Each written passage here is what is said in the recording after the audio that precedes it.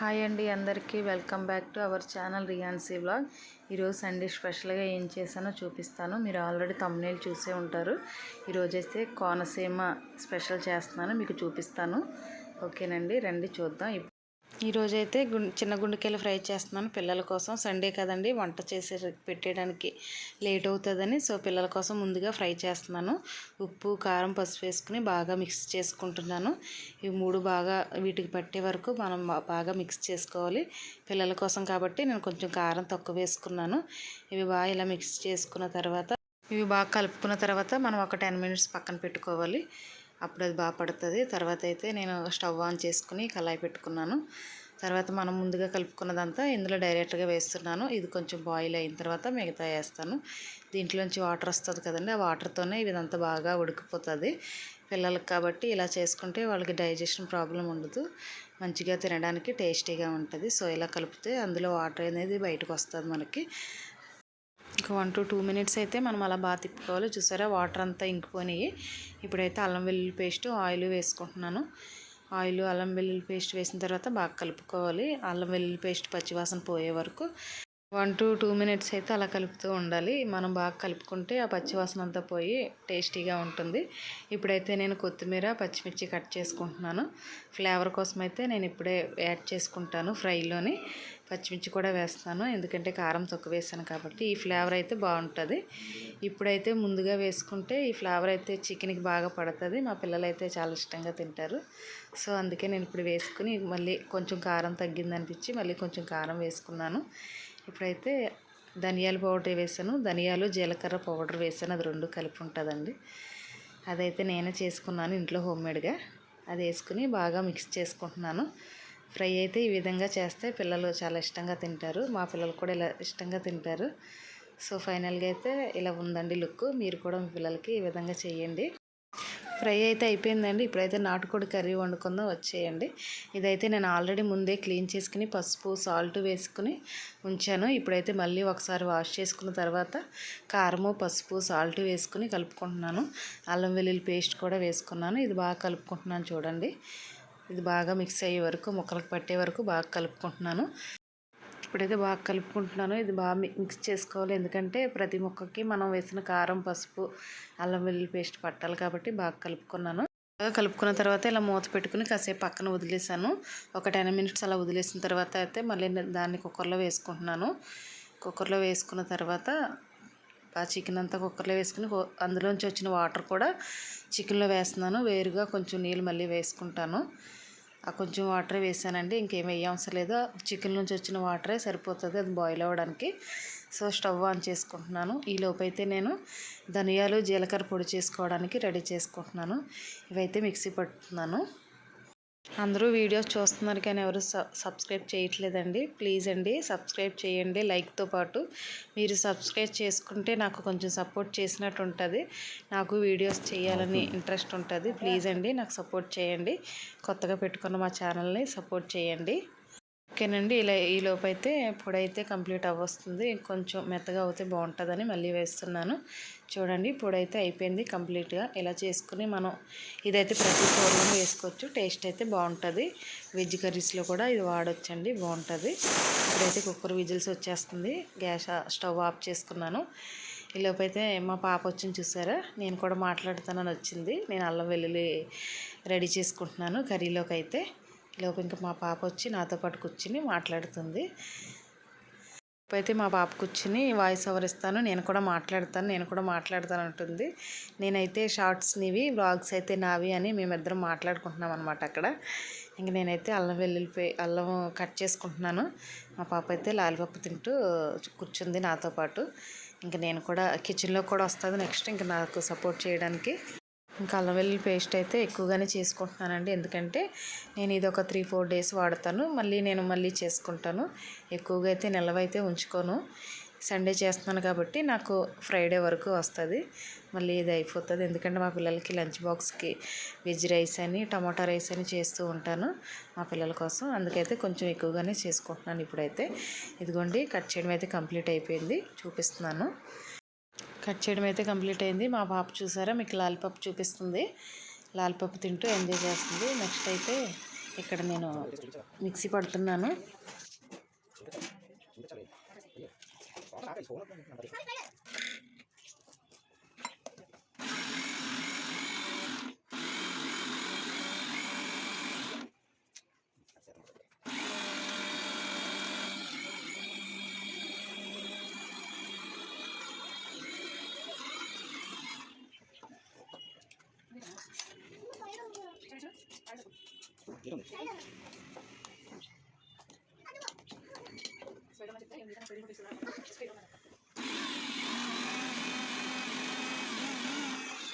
Okay అండి, అల్లం వెల్లుల్లి పేస్ట్ అయితే అయిపోయింది, మిక్సీ ఆడేసాను. ఇక్కడైతే కర్రీకి ఉల్లిపాయలు టమాటాలు కట్ చేసుకోవడానికి వచ్చాను. చూసారా మా పాప ఇక్కడ కూడా వచ్చింది, నేను కూడా కట్ చేస్తాను, నేను కూడా వీడియోలోకి వస్తాను అన్నట్టు కూర్చుని అక్కడ కట్ చేస్తుంది.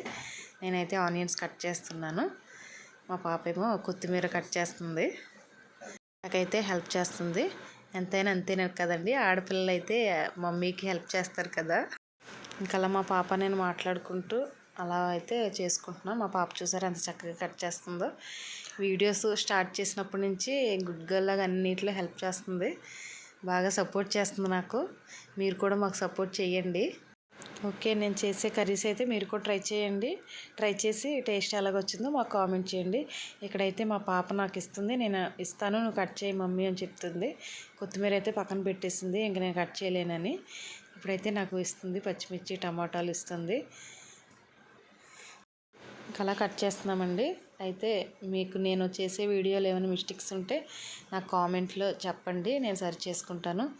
తర్వాత అయితే మీకు ఏమన్నా కొత్తగా రెసిపీస్ ఏమైనా కావాలన్నా కామెంట్ చేయండి, తప్పకుండా అది మీకు నేను చేసి చూపిస్తాను. కట్ చేసుకున్నవన్నీ ఇప్పుడైతే ఒక బౌల్లో వేసేసుకుంటున్నాను, అన్నీ కలిపి వేసుకుంటున్నాను. ఎందుకంటే నాటుకోడు కాబట్టి అన్నీ ఈజీగా ఉడికిపోతాయి కాబట్టి అన్నీ కలిపి ఒక దాంట్లో వేసేసుకుంటున్నాను. ఇప్పుడైతే ఇంక కొత్తిమీర మా పాప కట్ చేసింది కదా, మిగతాది నేను కట్ చేస్తున్నాను. ఆ లాస్ట్లో వేసుకుంటుంది కదా, అదైతే మొత్తానికి తీసేసాను, ఎందుకంటే మళ్ళీ కర్రీలోకి వేసుకెళ్ళిపోద్దని. ఇప్పుడైతే నీట్గా కట్ చేసుకుంటున్నాను. ఆల్రెడీ నేను నీట్గా చూసిందే, ఇది వేస్టేజ్ ఏమీ లేకుండా చేసి తెచ్చుకున్నాను. ఇప్పుడైతే కొత్తిమీర కూడా కట్ చేసేసుకున్నాను, ఇది కూడా ఒక బౌల్లో వేసుకుంటున్నాను. ఇప్పుడైతే ముందుగా ఇవన్నీ కట్ చేసి పెట్టుకుంటే మనకైతే కర్రీ వండుకోవడం చాలా ఈజీ అవుతుంది, త్వరగా కూడా కర్రీ అయిపోతుంది. ఇప్పుడైతే స్టవ్ ఆన్ చేసుకున్నాను, ఒక గిన్నె అయితే తీసుకున్నానండి. కర్రీకి కావాల్సినంత ఆయిల్ వేసుకుంటున్నాను. చూడండి, ఆయిల్ అయితే వేస్తున్నాను. ఆయిల్ హీట్ అయిన తర్వాత ఆనియన్స్ వేసుకుంటాను. ఆయిల్ హీట్ అవుతుందని వెయిట్ చేస్తున్నాను ఆనియన్స్ వేయడానికి. అయితే వేస్తాను చూసారా, అన్నీ కలిపి ఒకసారి వేసుకున్నాను. పచ్చిమిర్చి టమాటాలు ఆనియన్స్ ఇవైతే బాగా ఫ్రై అవ్వాలి. ఇప్పుడైతే చూసారా మా పాప ఇందాక నుంచి ఇక్కడ కూర్చోబెట్టమని ఏడుస్తుంది, లాస్ట్కి అయితే కూర్చుంది. ఇదిగోండి, ఆనియన్స్ అన్నీ బాగా ఫ్రై అయిపోయినాయి. ఇప్పుడైతే అల్లం వెల్లుల్లి పేస్ట్ వేసుకుంటున్నాను. అల్లం వెల్లుల్లి పేస్ట్ 3 స్పూన్స్ వేసాను, చూసారు కదా. బాగా మిక్స్ చేస్తున్నాను, అది పచ్చివాసన పోయే వరకు మిక్స్ చేసుకుంటున్నాను. ఉల్లిపాయలు అయితే వేగిపోయినాయండి బాగా, చూసారా ఇదిగో వేగిపోయి. ఇప్పుడైతే నేను సాల్ట్ వేసుకున్నాను, సాల్టు పసుపు కారం వేసుకుంటున్నాను. మేము కొంచెం స్పైసీగా తింటాము కాబట్టి కారం కొంచెం ఎక్కువనే వేసుకున్నాను. ఆల్రెడీ నేను బాయిల్ చేసినప్పుడు కూడా కారం వేసుకున్నాను, ఇప్పుడు ఇందులో కూడా కారం వేసుకున్నాను. కారం వేసుకున్న తర్వాత మనం ఇందాక విజిల్స్ వచ్చిన కుక్కర్లో వచ్చే చికెన్ అయితే తీసి డైరెక్ట్గా ఇందులో వేసేస్తున్నాను. నాటుకోడి కాబట్టి ఒక 2 విజిల్స్ వేయించుకున్నాను. ఇప్పుడు ఒక 20 మినిట్స్ ఉడికితే మనకు చికెన్ అనేది బాగా కుక్ అయిపోతుంది. కర్రీ అయితే ఇంకా అయిపోయినట్టే అండి. ఇప్పుడైతే లిడ్తో క్లోజ్ చేసుకుంటున్నాను. చూసారా ఎంత ఎమ్మీగా కనిపిస్తుందో. ఇప్పుడైతే కొత్తిమీర వేస్తున్నాను, ఫ్లేవర్ కోసం ముందుగా వేసుకుంటున్నాను. కొత్తిమీర వేసుకుని ఒక 10 మినిట్స్ అయితే బాగా ఉడకనించాను. ఇప్పుడైతే గుడ్లు సేరు అయితే నేను కర్రీలో వేసుకుంటున్నాను. ఆల్రెడీ చికెన్ కొంచెం ఉడికాక ఇది వేస్తున్నాను. ఇది వేసుకున్న తర్వాత ఒక 10 మినిట్స్ ఉడకనించుకోవాలి మనం. కొత్తిమీర వేసుకున్న తర్వాత అయితే బాగా ఉడకనించుకున్నాను. ఇప్పుడైతే గుడ్లు వేస్తున్నాను, అందులో గుడ్లు కూడా వేసుకుని ఒక 10 మినిట్స్ అయితే మనం ఉడికించుకోవాలి. తర్వాత అయితే నేను ఇందులో కొబ్బరి పేస్ట్ కొంచెం తీసుకున్నాను, తర్వాత ధనియాల పౌడరు, ఈ 2 ఇందులో వేసుకుంటున్నాను. ఇదిగోండి, కొబ్బరి అయితే ఇలా వేసుకుంటున్నాను. నాటుకోడి కాబట్టి కొంచెం కొబ్బరి వేస్తే ముక్క అయితే టేస్ట్గా కొంచెం సాఫ్ట్గా ఉంటుంది. ఇవన్నీ వేసుకున్న తర్వాత బాగా గుడ్లు విడిపోకుండా మనం స్లోగా కలుపుకోవాలి. ఈ ధనియాల పొడి కొబ్బరి వేయడం వల్ల అయితే కర్రీకి మంచి టేస్ట్ వస్తుంది. సో కర్రీ అయితే కంప్లీట్ అయిపోయిందండి. కోనసీమ నాటుకోడి కర్రీ అయితే రెడీ అయిపోయింది. నెక్స్ట్ వంట వచ్చేసి కోనసీమ స్పెషల్ కొబ్బరి అన్నం అండి. కొబ్బరికాయని అయితే పగలగొట్టి దాన్ని ఫీలప్ చేసుకుని ఇలాగైతే ముక్కలుగా కట్ చేసుకోవాలి. చిన్నగా కట్ చేసుకోవాలి, ఎందుకంటే మనం మిక్సీ వేసినప్పుడు మళ్ళీ బాగా గ్రైండర్ అవ్వవు కాబట్టి మనమైతే వీలైనంత మటుకు సన్నంగా కట్ చేసుకోవాలి ముక్కలైతే. అవైతే ఇలా కట్ చేసుకుని ఇప్పుడైతే మిక్సీలో వేసుకుంటున్నాను. మిక్సీలో ఒకేసారి తిప్పితే అవి నలగవు. సో మధ్య మధ్యలో ఆపుతూ ఆన్ చేస్తూ మిక్స్ చేసుకోవాలి. అప్పుడైతే మనకి కొబ్బరికాయ బాగా నలుగుతుంది. దాని నుంచి పాలు అయితే మనకి ఇలా వస్తాయి. బాగా చూసారా, పాలు అయితే ఈ విధంగా వస్తాయి. ఇప్పుడైతే మనం దీన్ని బాగా వడగట్టుకోవాలి. చూసారు, ఈ పాలు కరెక్ట్గా ఉండాలని, మరీ చిక్కగా అలా అని మరీ పలచగా ఉన్న కొబ్బరి అన్నం అయితే టేస్ట్ ఉండదండి. కొబ్బరి అన్నానికి ఇదే మెయిన్ ఇంగ్రీడియంట్ కాబట్టి మంచిగా తీసుకోవాలి. ఫస్ట్ అయితే నేను చికెన్ పాలు తీసుకున్నాను కదా, ఇదైతే లాస్ట్ అండి. లాస్ట్లో కూడా ఇలా తీసుకుంటున్నాను అనమాట. పాలు మనం తీసుకున్న దాన్ని బట్టి టేస్ట్ అయితే ఉంటుంది. ఇదిగోండి నేనైతే తీసుకున్నాను. ఇప్పుడైతే పసుపు సాల్ట్ వేసుకుంటున్నాను. పసుపు మీకు ఎంత కావాలితే అంత వేసుకోండి. నాకైతే మరీ ఎల్లో కలర్ అయితే మా ఇంట్లో వాళ్ళకి నచ్చదు. సో నేనైతే లైట్గా తీసుకున్నాను. పసుపు సాల్ట్ వేసుకుని బాగా కలుపుకోవాలి. నేను ముందుగానే రైస్ అయితే ఇక్కడ నానబెట్టుకుని ఉంచుకున్నాను. ఒక 2 టైమ్స్ కడుక్కొని అయితే తెచ్చి పక్కన పెట్టుకున్నాను. అవి అయితే ఇప్పుడు ఇందులో వేస్తున్నాను. రైస్ అంతా అందులో వేసుకున్న తర్వాత మళ్ళీ మనం బాగా తిప్పాలన్నమాట. చూడండి, రైస్ అయితే వేసుకుంటున్నాను. నేనైతే 1 కేజీ రైస్కి 4 కోకోనట్స్ అయితే తీసుకున్నాను. అది కేజీ రైస్కి అయితే కరెక్ట్గా సరిపోయాయి అనమాట.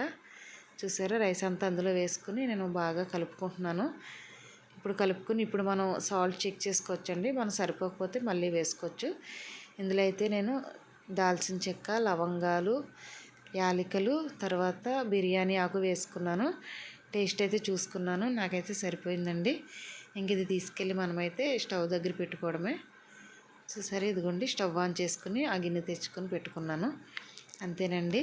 కొత్తిమీర వేసుకునే వరకు స్టవ్ అయితే హైలో ఉండాలండి. ఇప్పుడైతే కొత్తిమీర వేసుకుంటున్నాను. కొత్తిమీర వేసుకుని మనం బాగా కలుపుకున్న తర్వాత ఒక 5 మినిట్స్ అలా వదిలేసిన తర్వాత అయితే మనం ఇంకా సిమ్లోకి పెట్టేసుకోవడమే. ఇంకంతేనండి, టేస్టీగా ఉండే కొబ్బరి అన్నం అయితే ఇలా రెడీ అయిపోతుంది. సో నేను ఇది దించుకొని పక్కనైతే రేకు పెట్టుకుంటున్నాను, ఎందుకంటే కొబ్బరి అన్నం అడుగు మాడుతుందని రేకు పెట్టుకుంటున్నాను. ఓకేనండి, కొబ్బరి అన్నం అయితే రెడీ అయిపోయింది. మొత్తం అంతా బాగా అయితే ఇలా కలుపుకొని పిల్లలకైతే పెట్టేస్తున్నాను. పాప అయితే ఇంక నన్నే తినిపించమంటుంది. నువ్వే తినిపించు మమ్మీ అంది. సో అయితే నేనే ఇంకా తినిపించడానికి రైస్ పెట్టుకొని ఇప్పుడైతే కర్రీ వేసుకుంటున్నాను. మా మమ్మీ చేసిన వంటలన్నీ మాకు బాగా నచ్చుతాయి. ఈ వీడియో కనుక మీకు నచ్చినట్టయితే లైక్ చేసుకోండి, కామెంట్ చేయండి, సబ్స్క్రైబ్ చేసుకోవడం మాత్రం మర్చిపోకండి. Thank you, bye bye.